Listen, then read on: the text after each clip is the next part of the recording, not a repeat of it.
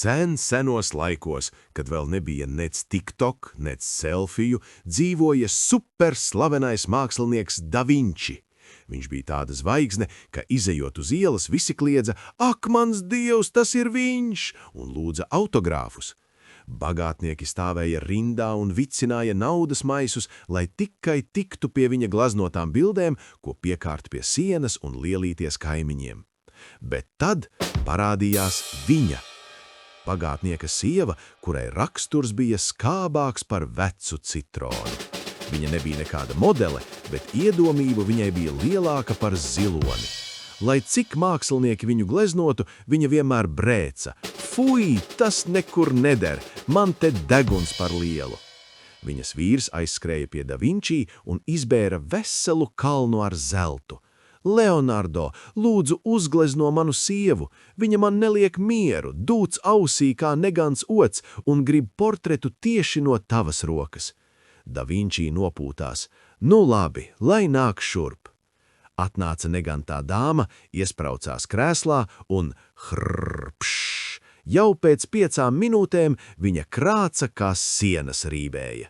Leonardo zīmēja 1 dienu, 2 dienu, 3, bet dāma ikreiz atkal gulēja kā baļķis. Tai dienā, kad portrets bija gandrīz gatavs, dāma atkal izslēdzās un sāka krākt savā mīļākajā krēslā. Da Vinci vēders skaļi noruce. Krrr! Viņš nevarēja vairs izturēt un izdomāja.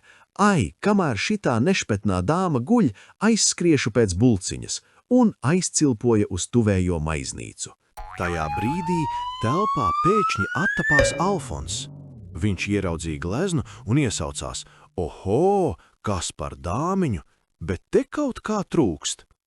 Alfons sajutās kā vecmeistars, sagrāba otas un pleks sāka uzlabot gleznu pēc sava prāta.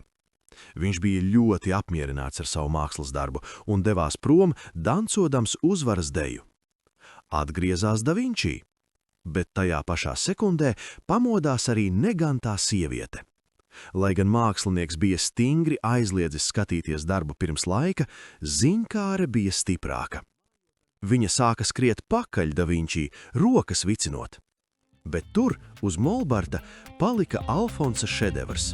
Tik smieklīgs, ka pat eņģeļi mākoņos sāk ķiķināt.